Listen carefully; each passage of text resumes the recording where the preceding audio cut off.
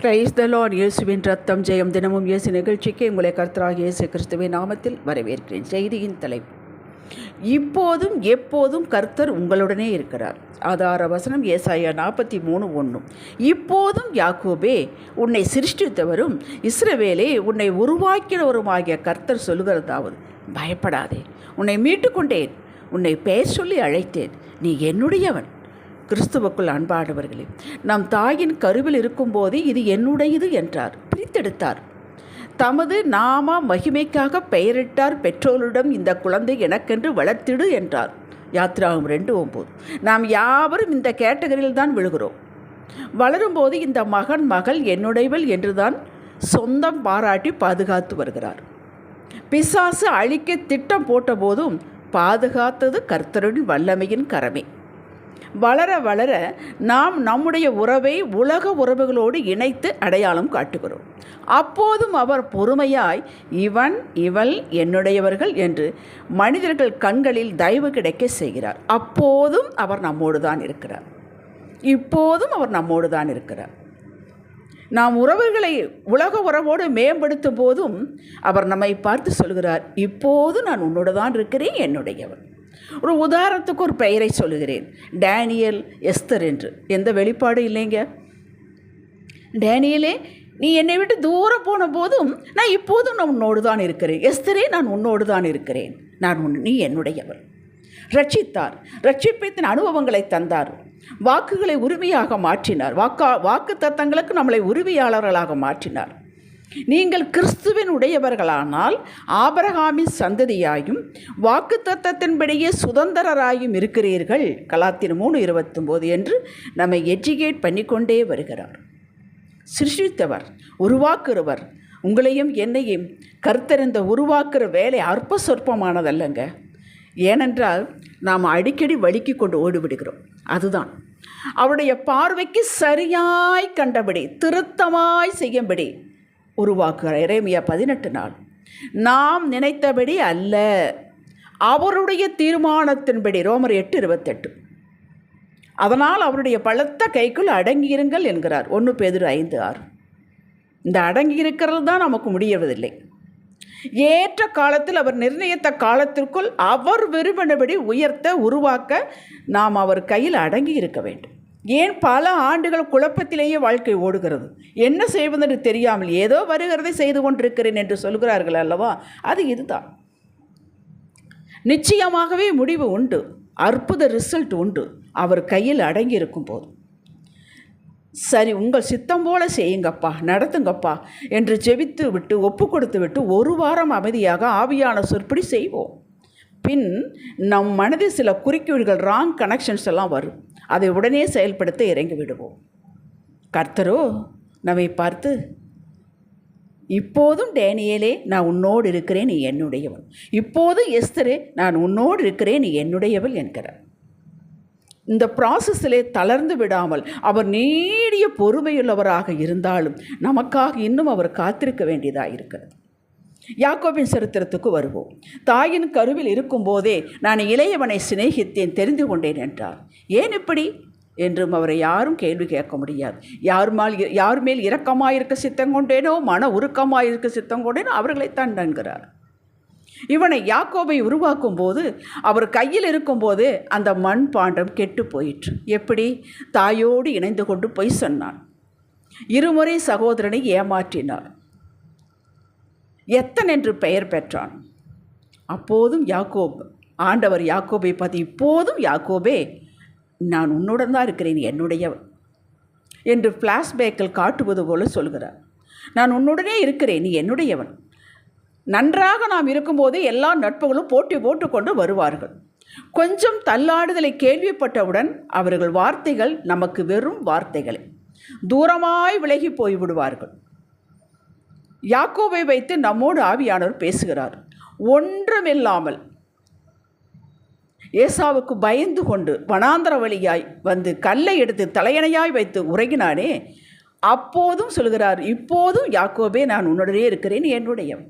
வெறும் ஒன்றுமில்லை அவனிடத்தில். அந்த காலத்தில் கோலை ஊன்றிக்கொண்டு போனால் ஒன்று பாதுகாப்பிற்கு அல்லது பரதேசி என்பதை காட்டுவதற்கு. அப்படி பரதேசியாய் போனார்.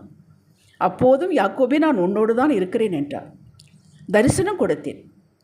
வெறுங்கோலை பிடித்து கொண்டு பரதேசியாய் போனாய். யாக்கோபு என்னிடத்தில் உங்கள் பெயரை போட்டுக்கொள்ளுங்கள். 20 வருடங்கள் நான் உடனே இருந்தேன் என்று ஒப்புக்கொண்டாய். 2 பரிவாரங்களோடு திரும்பி வர பண்ணினேன். ஏசாவுக்கு பயந்தாய். அப்போதும் யாக்கோபே நான் உன்னோடு தான் இருக்கிறேன். நீ பயப்படும் பொழுது நான் உன்னோடு தான் இருக்கிறேன். தைரியமாக இருக்கும் பொழுது நான் உன்னோடு தான் இருக்கிறேன். நீ என்னை அக்கறையாக தேடும் போது உன்னோடு தான் இருக்கிறேன். நீ தேடாமல் இருக்கும் பொழுது நான் உன்னோடு தான் இருக்கிறேன். நீ தண்ணீருக்குள் நடக்கும்போது நான் உன்னோடு தான் இருக்கிறேன். நீ என்னுடையவன். ஏன் தண்ணீருக்குள் நீ விட்டீர்? அது பாதை, நான் வகுத்த பாதை. அக்கினிக்குள், சுழல் காற்றுக்குள், மற்றவர்கள் நிந்தை பேச்சுக்குள், ஏமாற்றத்துக்குள் நீ இருக்கும்போது இப்போதும் யாக்கோபே நான் உன்னுடனே இருக்கிறேன், நீ என்னுடையவன். இது பாதை, நான் வகுத்த பாதை. இந்த பாதையில் நான் இருக்கும் பொழுது நீ பாதையை பார்க்காத, என்னை பார். எத்தன் என்ற பெயரை மாற்றி போராடி ஜெயித்தவன் இஸ்ரவேல் என்று மாற்றினது நான் அல்லவா? அப்படி நம்மை உருவாக்க உயர்ந்த நிலைக்கு கொண்டு வர அவர் சித்தம் நிறைவேற்ற அவர் நம்முடைய வாழ்வில் சிலவற்றை அனுமதிக்கிறார். இந்த செய்தியை கேட்பவர்களே, யாக்கோபை போலத்தான் நம்மை உயர்த்த விரும்புகிறார். நம்முடைய பெயர் நமக்கு வைத்திருப்பார்களே, கடன்காரன், கோபக்காரன், அப்படி இப்படி, அதையெல்லாம் மாற்றி இவர் தெய்வீக ஸ்லாக்கியம் பெற்றவன், அமைதியானவன், சமாதானத்துக்குரியவன், ஆச்சரியமான ஆசீர்வாதங்களை பெற்றவன் என்று பெயரை மாற்றுவார். அதற்காக சிலரை அகற்றி விடுகிறார் நம் வாழ்விலிருந்து. சிலர் உப்புத்தாள்களாக, உரைகள்களாக வைக்கிறார், வேண்டுமென்றே வைக்கிறார். எதற்கு? உரசி உரசி உரசி மெருகேற்றுவதற்காக. நாமோ என்னை அழைத்தவர் எங்கே, ஏன் எனக்கு மட்டும் இப்படி என்று கேட்டு உட்கார்ந்து விடுகிறோம். உங்களை பார்த்து பேசுகிறார். இப்போதும் டேனியலே, இப்போதும் எஸ்தரே, நான் உன்னோடு தான் இருக்கிறேன். உன் நிழலை போல நீ என்னுடையவள், என்னுடையவன். இத்தனை தவறுகள் செய்துவிட்டோமே, இத்தனை காலங்கள் வேஸ்ட் ஆகிவிட்டதே என்று அங்கலாய்ப்புப்படாதே. அப்போது நான் உன்னோட தான் இருந்தேன். என்னதான் என் வாழ்வில் நடக்கிறது, ஒன்றுமே புரியவில்லையே, இது எப்படித்தான் முடியும், புரியவில்லையே என்று குழம்பாதே. இப்போது மகனே, மகளே, நான் உன்னை உனக்கென்று உண்டாக்கி வைத்திருக்க ஸ்தலத்திற்கும் அந்த பொக்கிஷ சாலைக்கு நேராக நடத்துகிறேன்.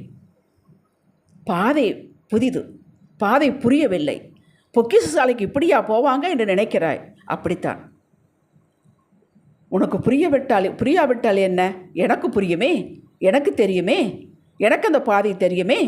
நம்பி என்னோடு வா. விட்டு விடுவதற்கும் பொய் சொல்வதற்கு நான் மனுஷன் அல்ல. உருவாக்கி கொண்டே வருகிறேன்.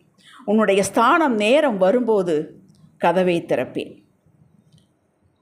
அப்போது நீ கண்டுகொள்வாய், இந்த பாதை நல்லது, நான் உத்தரப்பட்டது நல்லது, நான் உத்தரப்படுவதற்கு முன் வழிதப்பி நடந்தேன், பிரமாணங்களை கற்றுக்கொண்டேன், நீர் என்னை உண்மையின்படி தான் உபத்திரவப்படுத்தினீர் என்று அப்போது சொல்வாய்.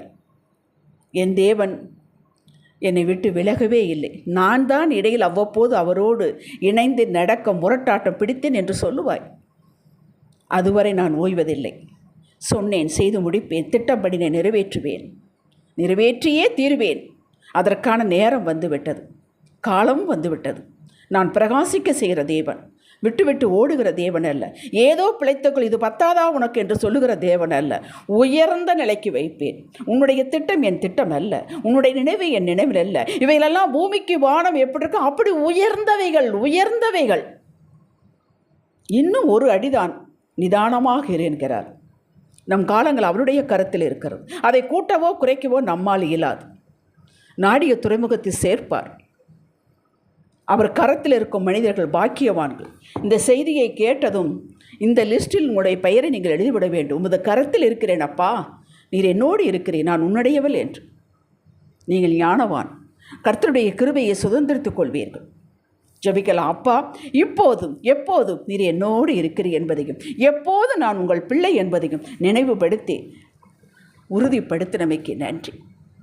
உமது கருத்தில் இருக்க உருவாக்கும், உங்களுடைய சித்தம் போல, உங்கள் விருப்பம் போல பயன்படுத்தும், பண்படுத்தும். இயேசுவே நாமத்தில் பிதாவே. இன்றைய சிந்தனைக்கு என்ன நடந்தாலும் நடவாவிட்டாலும் கர்த்தர் என்னுடனேயே இருக்கிறார், அது போதும். ஆமேன். ஹல்லேலூயா.